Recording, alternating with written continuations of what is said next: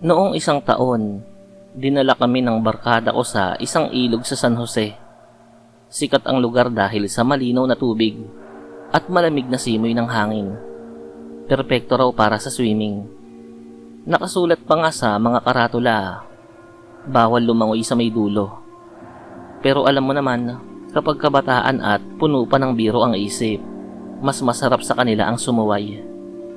Habang nagkakainan ng lahat, nagpasya akong maligo sa may bawal na parte ng ilog. Tahimik doon at walang masyadong tao. Unay masarap at presko sa pakiramdam. Pero biglang bumigat ang aking mga paa. Para bang may humihila. Nang tumingin ako sa ilalim ng tubig, nakita ko ang isang babae. Nakaputing saya, mahaba ang buhok, at maputlang maputla ang muka. Ang ngiti niya'y nakakatindig balahibo. Pilit niya akong hinahatak pababa.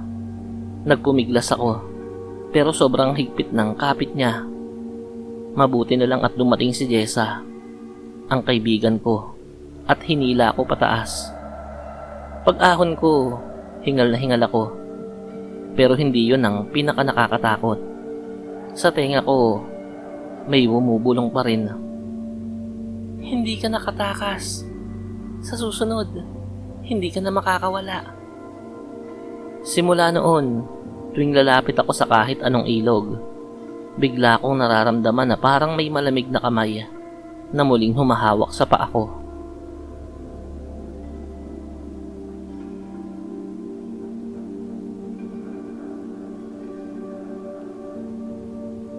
Nag-outing kami ng mga katrabaho ko sa Zambales. Ang saya-saya namin. Puro tawanan. May kantahan pa sa gitna ng bonfire. Pero bandang 12:00 ng gabi, nang lahat ay nagsisimula ng malasing, napansin kong may nakatayo sa may tabing dagat. Isang matangkad na anino. Walang muka, walang detalye. Puro itim lang. Akala ko noong una, tao lang. Kaya tinanong ko si Marco, ang katabi ko. Pare, sino yung nakatayo doon? Wala namang nakatayo ah.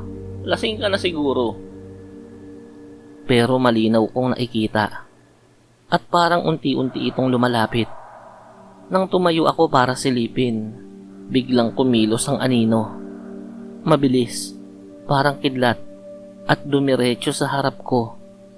Sa sobrang lapit, dama ko ang malamig na hangin na parang mula sa ilalim ng dagat. Narinig ko ang boses na garalgal. Dito ka matulog, sa ilalim ng dagat. Nagising ako kinabukasan, nakahiga sa buhanginan, at basang-basa ang katawan. Wala namang nagsabi na lumapit ako sa dagat. Mula noon, tuwing pumupunta ako sa beach, iniiwasan ko ng uminom ng marami. Nang sa gayon, ay hindi ako agad madadala ng kung sino mang nilalang na gusto akong paglaruan.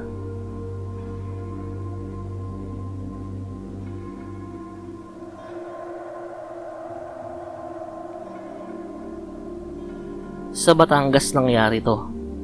Company outing. Overnight sa isang beach resort. Masaya ang lahat. May swimming, inuman, at kantahan. Pero bandang 1:00 ng madaling araw, bigla na lang nagpaalam si Alan, kasama namin, na maglalakad daw sa dalampasigan. Makalipas ang ilang oras, hindi pa rin siya bumabalik. Naghanap na kami. Ang dilim ng paligid, tanging liwanag ng buwan ng gabay namin. Nagsimula kaming kabahan. Sa may batuhan, may nakita kaming nakaupo. Si Alan yon, nakatingin sa dagat. Parang estatwa. Nilapitan namin siya. Nanginginig pa ako habang sumisigaw. Alan, anong ginagawa mo dito? Dahan-dahan siyang lumingon. Maputla ang mukha niya. At ang mga matay parang walang buhay. Ang sabi niya, tinawag niya ako. Sasama na dapat ako eh. Pero pinabalik niya ako. Hindi pa raw oras. Dinala namin siya pabalik sa cottage. Mula noon, nag-iba si Alan. Hindi na siya nakikipag-usap ng normal. Madalas ay nakatitig lang siya sa kawalan, parang may inaantay. Hanggang ngayon, hindi pa rin siya nakaka-recover. At ang pinaka nakakatakot, minsan kapag tahimik kami, bigla niyang sasabihin, "Naririnig niyo ba? Tinatawag niya na naman ako."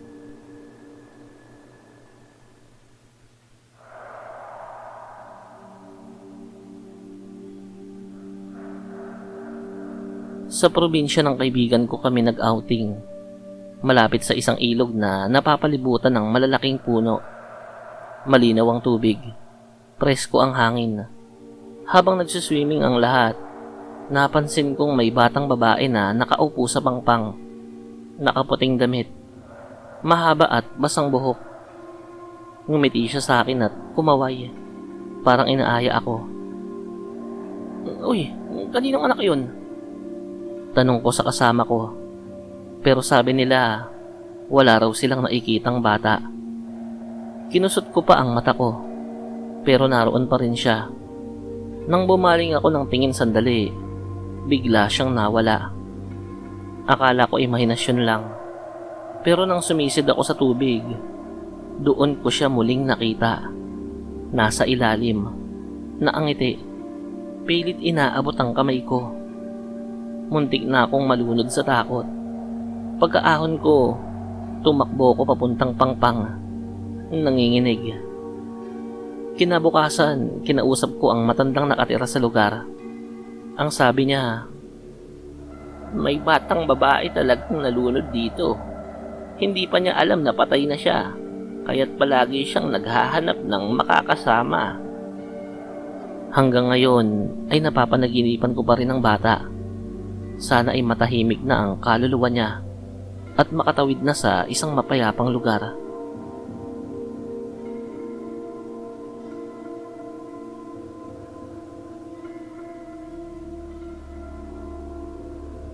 Huling summer outing namin sa Batangas ang hindi ko malilimutan.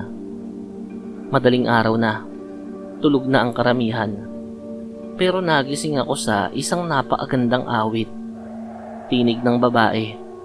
Malungkot, malambing, parang humihingi ng tulong. Parang nahipnotismo ako. Lumapit ako sa dalampasigan. Doon, sa ibabaw ng isang bato, may babaeng nakaupo. Mahaba ang buhok, dumadaloy sa balikat niya. Kumakanta siya habang nakatingin sa akin. Lumapit ako. Halos wala na sa sarili. Ngunit nang makita niya akong nasa harap na niya, bigla siyang tumigil. Dahan-dahan siyang ngumiti. At doon ko nakita ang mahahaba niyang pangil.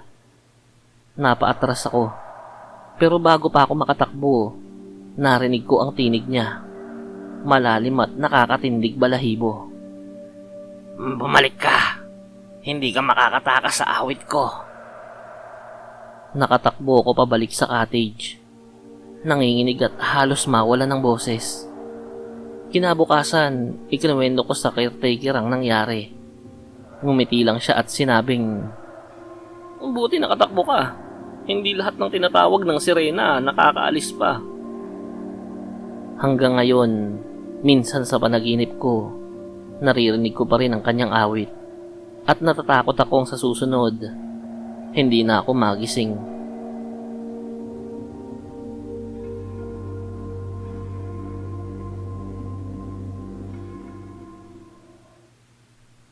Iyon.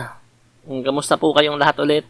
Gusto ko lang po sana kayong anyayahan na mag-subscribe din po sa isa pa nating channel, ang Cap Horror Stories.